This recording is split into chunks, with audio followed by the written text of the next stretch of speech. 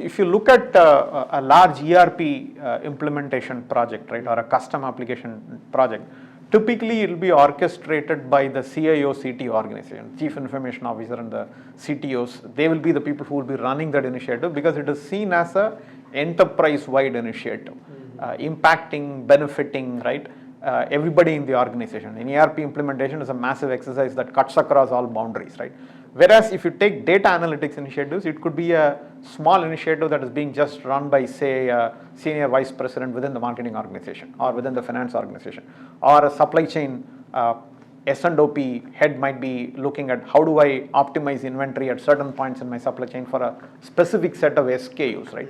So that is what I mean by a fringe initiative, meaning that it is being done by a particular business owner for a very specific use case that they want to solve. And you're not talking about it being a cross-org-wide initiative. Now, certain organizations are making the transition. So we have been working with Adobe, for example, right? They are, in some sense, I would say, fairly leading when it comes to pivoting their entire organization into a data-driven kind of a model, right? Where you say that any decision and every decision, there has to be a sound data-based analytical basis for that decision making, right?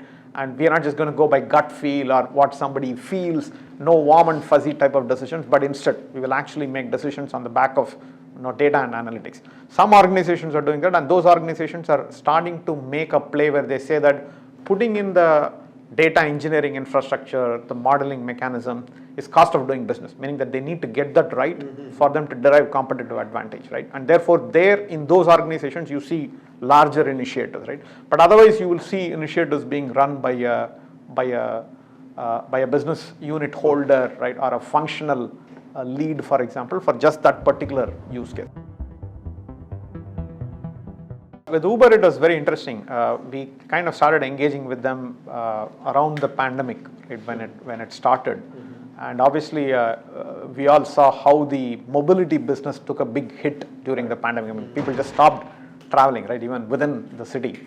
So they pivoted very quickly to Uber Eats, which is what their mainstay was during the pandemic, right? Yeah. And obviously, that business became more important. So we've been helping them on the Uber Eats front. In general, if you take a look at the spectrum of work that we do a lot of work at the front end of the value chain, which is really around customer analytics and marketing analytics, right? Starting off with how do you better understand customers, customer segmentation, right? Traditionally, most organizations are used to segmenting their customers on the back of just demographics, meaning like how old are you, right? Where do you live, socioeconomic category, right? And so on. These are all like known, observable variables that are easily available, right? Whenever you enroll a customer, right, into your program, into your product, service, whatever it might be. The pivot that has been happening though is that you can study customer behavior in a more granular fashion as the interactions with customers become more and more digitally enabled, right? The moment you are digitally enabling that interaction, you can connect so much more information. With Adobe, for example, right? Now, whenever anybody buys an Adobe product, it could be Photoshop, Illustrator, whatever, right? They don't buy a CD and then they install it on the laptop and then they use it. Instead, they subscribe to it. And when you subscribe to it, you're just using it off the cloud. And when you're using it off the cloud, Adobe can actually look at all of the actions that you're taking with that software. When do you use it? What do you use it for? Which functionality or feature are you using the most often, right? And they can tie all these consumer behavior with the demographic data that they already have, right? And therefore come up with a very rich understanding of who needs what, and therefore what should I come up with, right, in terms of a product or a service offering, and how do I package it, how do I market it, how do I advertise it, right? So that's the bulk of the work that we do, right, at the front end of the web. So segmentation, cross-sell, upsell, loyalty, personalization, right? So with Uber Eats also is really around that, right, in terms of understanding consumer behavior, what are people buying, when are they consuming, right? And the analytics, therefore, that helps you come up with the right kind of value propositions, offers, and products, right, that you can put in front of them. But was it for the US alone, or is it for across India, or it's across? No, it is for the US actually, right? Yeah, but data from other geographies were also flowing in, right? I mean, once you do a pilot with a certain geography and data, then you can start extending the logic and the rationale, right, for the segmentation, the analysis into. But of course, the analysis itself will throw other things that are happening, right, in different geographies, because consumption patterns and preferences might be different in different geographies. But that's what the data analytics help you reveal. Understand how much data was you getting every day from Uber Eats? I mean, as a layman, how should I? I don't have it off the top of the mind, but in certain cases, depending on how real time the interaction and how extensive the interaction is, it can actually run into terabytes of data.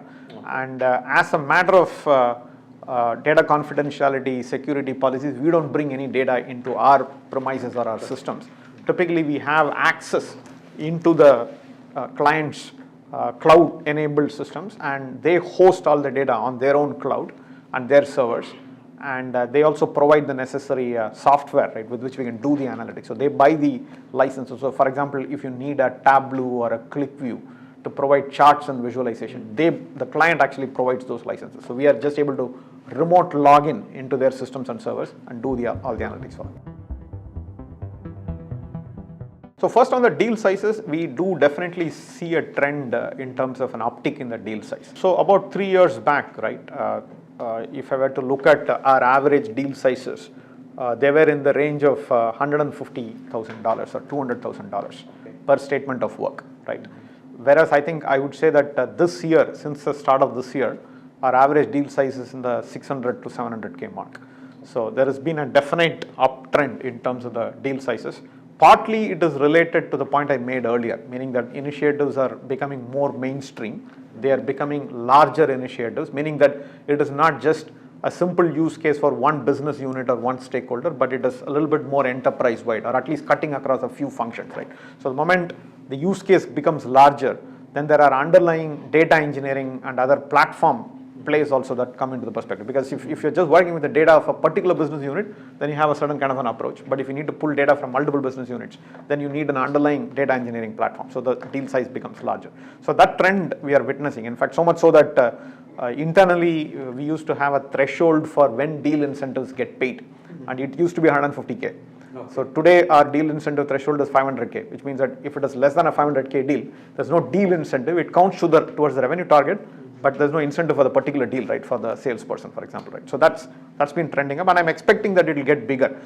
In fact, we recently closed a deal which is like 2 million plus, right, and says a single SOW. There's one that is currently in play which could potentially be 3 million plus. So in some sense, that way I see that trend moving towards bigger deals.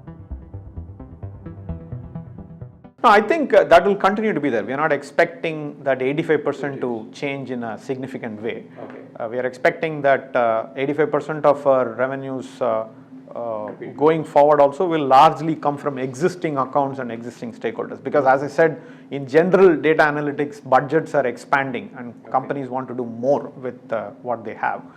But we also believe that we can run even more aggressively after the new business, okay? And as we are anyway growing, right, the 15% also becomes a larger number, right, with every passing year. But right now the thinking is that 15% will come from new logos and completely new stakeholders, whereas 85% will come from existing business. That's a market that we are still coming to grips with. So take whatever I'm saying with a pinch of salt. Because it's based on limited exposure and experience. We focused mostly on the North American market till now, right? But this year, we did kick off an initiative where we created a small core team, right? And we recently won our first engagement, right? I mean, we'll share more when we do our quarterly results. So we are underway now, right, in some sense. We have had conversations with almost 10 different organizations, right? And there is a healthy pipeline of opportunities that we are talking to. We see a spectrum. I don't see that spectrum being very different from what we see in other markets like the US or Europe. There are organizations that are fairly advanced and mature in their thinking. Even if they have not implemented everything, they're at least mature in thinking in terms of what can they do with the power of data analytics. And then on the other hand, you're also having organizations who are saying that we really don't know much about what can be done in the space, so you'll have to come and educate us, right, in terms of how can we better use data analytics, right? So we see that full spectrum existing in the Indian market. I would say that the good thing that has come out of the IT industry growth over the last 2 decades is that there is a general appreciation of information technology, at least, right? Most organizations have implemented some kind of IT stack, right? And they have a set of applications, even if it is simply like Tally for accounting, for example, right? They will have some mechanisms in place. So therefore, they are all generating data. So I don't think there is a dearth of data. The question is like how much advanced you want to become, right, in using the data to drive all the decision. Absolutely. I mean, this is a very hot area. And I mean, while we are the first company to be in the listed space, right, in data analytics, there are several other organizations. I'm sure that you have heard of Mu Sigma and Fractal and Tiger here in Chennai, for example, right? Companies. Yeah, so all those data companies are there, and there has been good growth in the entire space in terms of newer companies coming in, and then they're all finding their own niches and they are growing.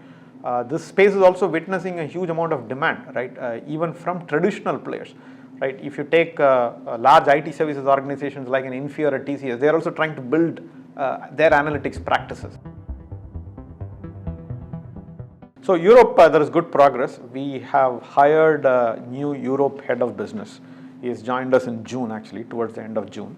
Of course, so therefore, just 1 quarter since he has come on board, but he's already building out his team.